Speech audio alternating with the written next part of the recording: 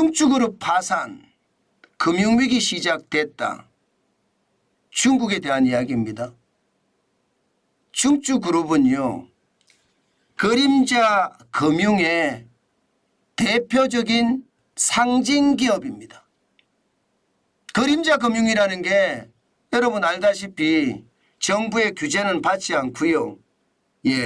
사적으로 뭐 기업의 돈을 받아서 운영을 한다든가 자산가의 돈을 받아서 운영한다든가 이런 금융, 쉽게 말하면 신탁회사죠. 이런 회사들이 저는 그림자 금융이라고 이야기하는데 지금 중추그룹이요. 와우, 파산했습니다. 금액도 장난 아닙니다.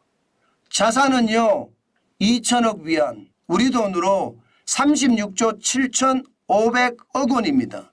그런데 부채는요 4,400억 위안에서요 4,600억 위안, 우리 돈으로 80조에서 84조입니다. 쉽게 말하면 총 자산 대비 부채가 무려 120%에서 130%, 2배가 넘는다는 이야기죠. 2.2배 내지는 2.3배라는 이야기잖아요. 그러니까 당연히 말입니다. 이 정도는 버티지 못할 거다 생각을 하고요. 제1 중급인민법원에서 베이징시에 있습니다. 파산 신청을 받아들였습니다. 야, 이렇게 되면 여러분, 지금 여러분도 아시지만 중국의 건설업체들이 계속 망해왔잖아요.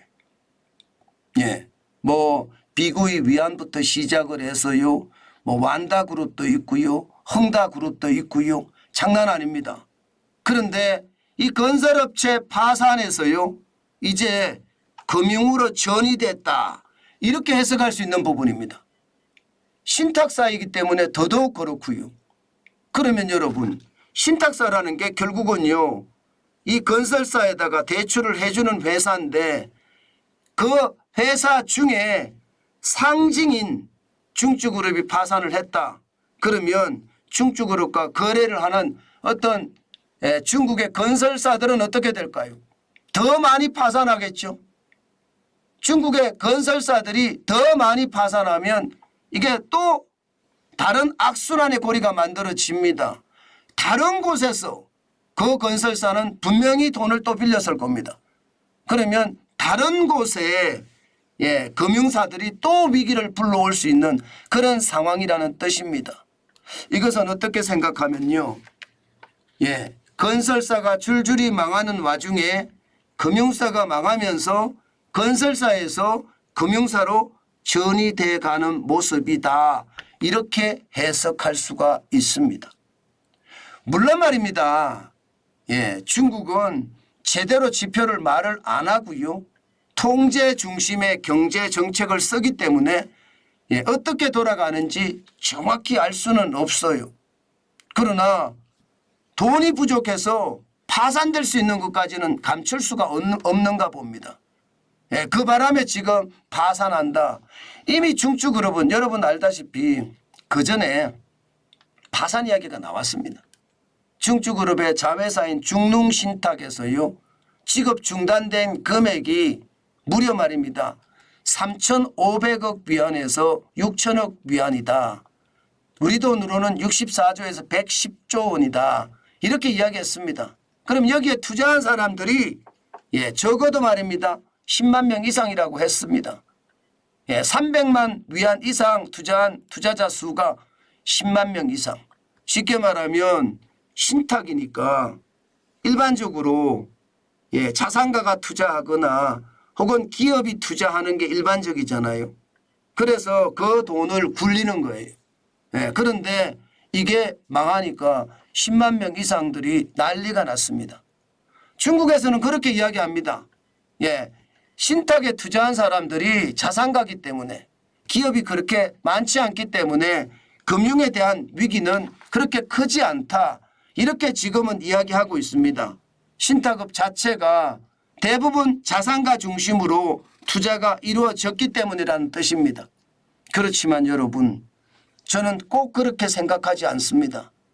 자산가가 100이 된다고 하면요. 그중에 말입니다. 기업가도 저는 충분히 있을 거라고 생각을 하고요. 그 위기는 단순하게 지금은 신탁이에요. 여기서 점점점 확대돼 가는 방향 저는 충분히 보일 수 있다고 생각을 합니다. 그래서 위험하다 이런 생각을 하는 거예요. 실질적으로 말입니다. 중국의 부동산 디폴트 채권을 상환 유예한 것을 보면 굉장히 큽니다. 2021년에는 상환 연기 비율이 12.7%였습니다. 그런데 2022년 68%였고요. 작년에는요 74.4%, 77.4%입니다. 돈이 계속 밀려갔다는 거잖아요. 지금 갚아야 되는데 안 갚고 밀려갔다는 뜻이. 밀려간 게 그러면 올해 도착을 할 거 아니에요? 그 규모가 지금 예상보다 엄청납니다. 실질적으로는요. 디폴트 채권만 237개라고 지금 분석이 되고 있고요. 여기에 부동산 디폴트 채권의 금액은 2,674억 위안. 전체 부동산 채권의 26.8%라고 이야기합니다. 이것도 중국 시장조사기관 윈드가 조사를 했기 때문에 이 조사가 정확하다 이렇게 말할 수는 없지만 분명한 것은요. 중농신탁만 문제가 아니다. 중추그룹만 문제가 아니다. 디폴트 채권은 계속 돌아온다. 돌아오면 돌아오는 만큼 누군가는 막아야 되거든요. 누군가는. 이것을 못 막으면 결국은 또 한 번의 최악의 상태가 터질 수도 있는데 저는 이것이 말입니다. 중국 정부가 막으려고 해도 막지 못하는 그런 사태가 벌어질 수도 있다고 봅니다. 왜냐하면 여러분 이거 한번 보세요. 그림자 금융의 규모가 어마무시합니다. 지금 다 나와 있는 건 아니지만요. 또 지표가 나오는 데마다 다 다르기는 하지만 현대경제연구원에서는요. 2021년 기준으로 중국의 그림자 금융의 규모가 11조 4,209억 달러라고 합니다. 우리 돈으로 따지면 1경 5,300조입니다. 괜찮을까요? 이게 계속 디폴트 채권으로 무조건 밀려올 텐데 지금 계속 미루고 있잖아요. 그죠? 상환 유예하고 있으니까 이게 계속 밀리고 있을 텐데 이게 규모가 점점 커질 텐데 커지면 커질수록 그림자 금융 자체가 문제가 생기지 않을까요? 사실 중국도 성장기에 금융이 문어발식으로 확장을 했었거든요. 그렇기 때문에 여기가 터지면 지금 감당하기 힘들지 않느냐 그런 이야기도 나옵니다. 그런 상황을 종합해 보면요. 결국 말입니다. 중국에는요. 부동산 위기는 현실인 것 같고요. 건설사가 줄줄이 망하다가 이제는 금융으로까지 전이가 됐다. 뭐 이렇게 말해도 틀리지 않을 것 같습니다. 그 정도로 상황 자체가 어려워진다. 오죽했으면 중국발 위기가 터진다는 이런 얘기가 나올까요? 저는 충분히 그런 위기가 터질 수도 있다고 보고요. 그렇기 때문에 더더욱 조심해야 된다는 이야기 저는 여러분들에게 강조해서 드리고 싶습니다. 강조해서. 그 정도로 상황이 저는 좋지 않다고 봅니다. 중국이 얼마나 감출난지 모르지만요. 감추어도 한계가 있거든요. 실물 경제라는 게 감추어서 되지 않습니다. 돈이 왔다 갔다 하는 문제고 아파트가 왔다 갔다 하는 문제이기 때문에 단순하게 감춘다고 이게 감추어질 것 같으면요. 어느 누구든지 다 경제를 할 수가 있겠죠. 그러나 이게 결국은 돈이 왔다 갔다 하고 아파트가 왔다 갔다 하기 때문에 현실은 그대로 드러나지 않겠느냐 하고 지금 시장은 보고 있습니다.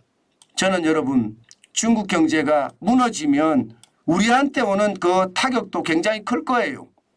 저는 그 타격도 항상 준비를 하고 대응하는 자세 필요하다고 봅니다. 우리 개인들 입장에서도요. 우리 경제의 위기가 크게 몰아칠 수도 있기 때문에 항상 조심하시면서 현금을 쌓아놓는 것 저는 잊지 말았으면 좋겠습니다. 현금을 많이 쌓아놓고 잘 쌓아놔야 됩니다. 그래야지 위기 때 우리는 분노의 매수도 할 수 있고요. 부자가 될 수 있는 지름길도 된다는 이야기 다시 한번 강조해 드립니다.